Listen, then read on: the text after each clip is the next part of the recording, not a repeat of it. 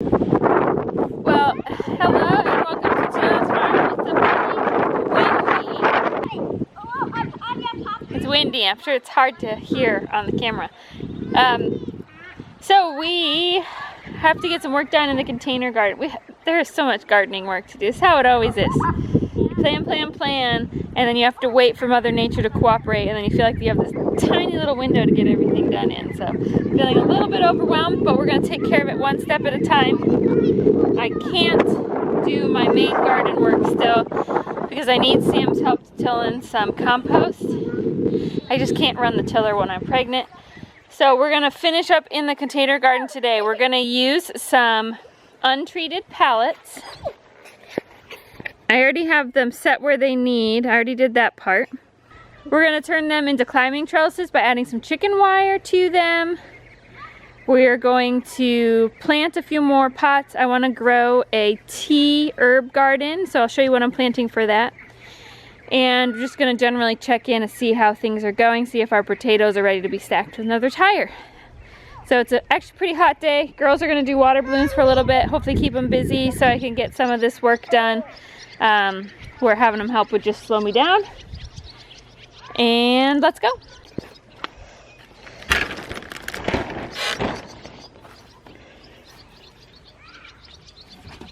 So I planted strawberry crowns and it was really patchy what actually popped through. So I'm going to go ahead and fill this in. I got one missing at the end of this row. So I just bought a plant at the store and we're going to fill this in. And then our strawberry patch is done. Strawberries are kind of an investment, not really going to get anything this year. Okay. Hey, you helping? No. No? Okay.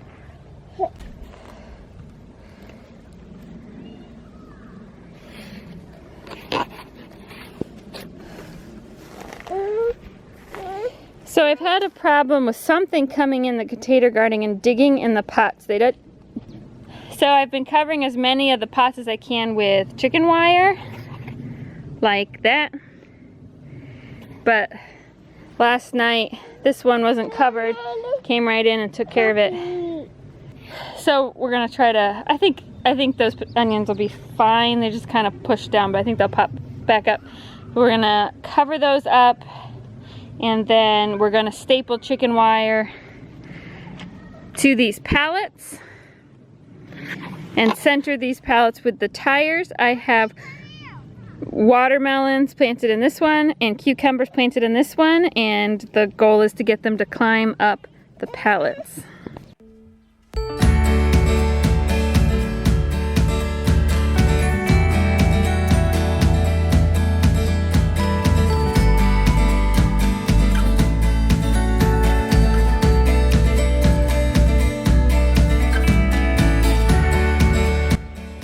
Okay, obviously these are not beautiful.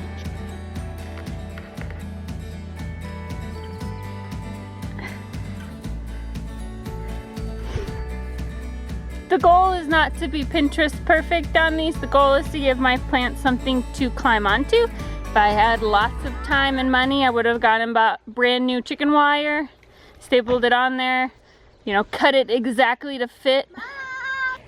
But honestly, ugly works just as well. My plants just need something to grab onto. The small holes of the chicken wire are going to go ahead and provide that, and the pallet is nice and heavy. We're actually going to stick some T-posts down inside the pallet. Sam will have to do that for me so they don't budge, but that'll work great. Over here I planted cucamelons, which are one of my favorite things to grow. They're delicious, and we'll do the same exact thing. We're just going to slap some chicken wire over this, give them something to climb up on as they grow. Okay, we're gonna go take a quick pause here, grab the baby. Babies are pretty heat sensitive. I don't want her to get too hot. It's pretty warm today. So we're gonna grab her, put her in her pack and play inside to play for a few minutes so we can finish outside, but she was looking pretty toasty a minute ago, so bring her inside so she can cool down. You're okay. Fortunately, it's heartbreaking to be the one who has to come inside. But let me show you what I got for our tea herb garden.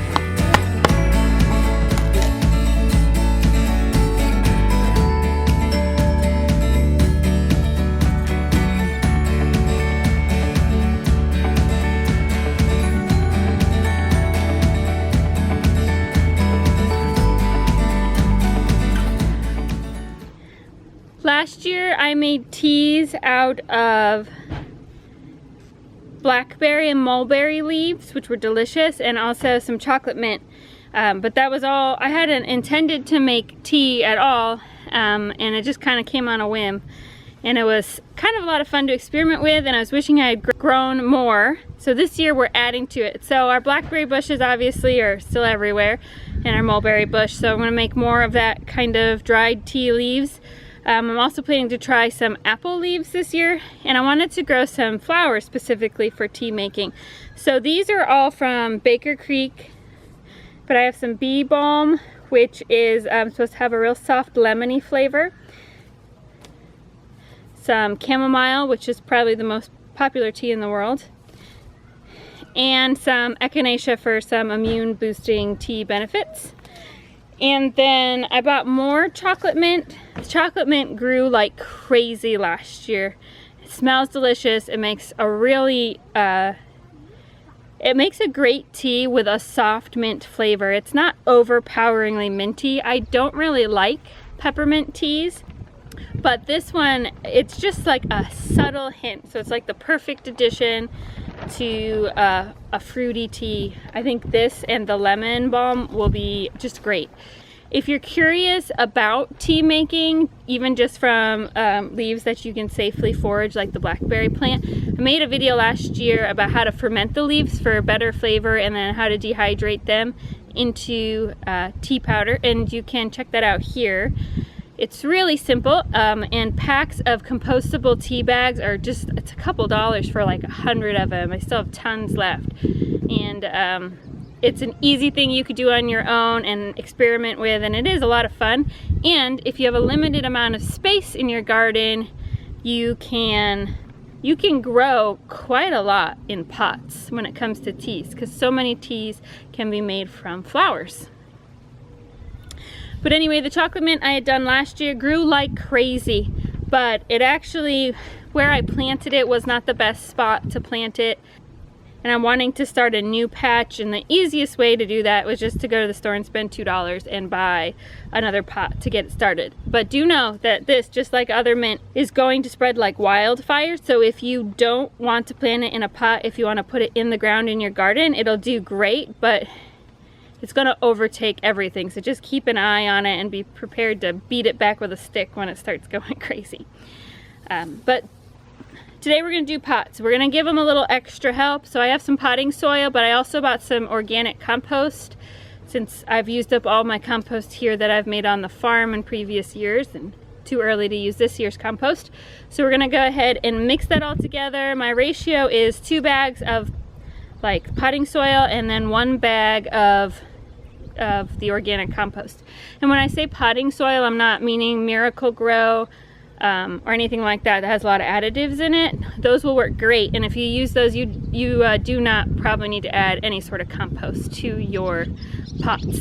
But I find that like the Miracle Grow is really expensive, and just buying bags of the basic, this brand is Timberline potting soil, it's like a quarter of the price.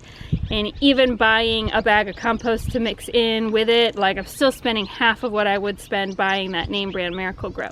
So if you don't want to spend all the money, but you want the oomph, go ahead and mix together the basic potting soil without all the extra plant food and stuff added in, and some compost, and your plants will do great.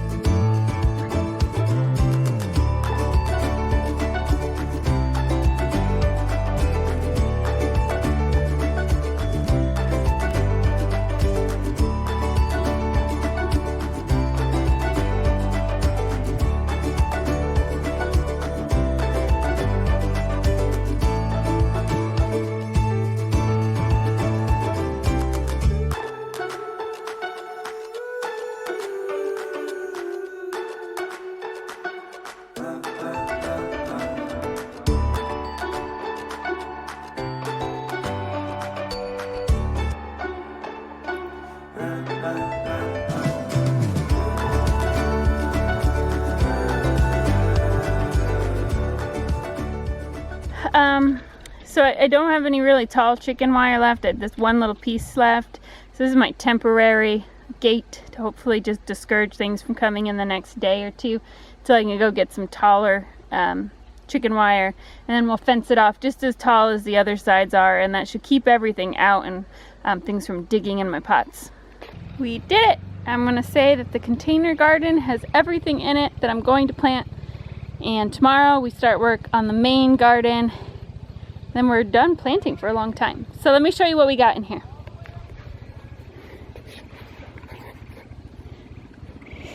We have onions, which are the tall ones, and then garlics, which don't seem to be doing as well in the bags as they have in the ground for me before, so I may not do that again next year. I planted cucumbers, and now they have a nice chicken wire lined untreated pallet to climb up. And I planted watermelons. And I do know those pallets are a little far back. I'm gonna have Sam dig some T-posts into the ground for me.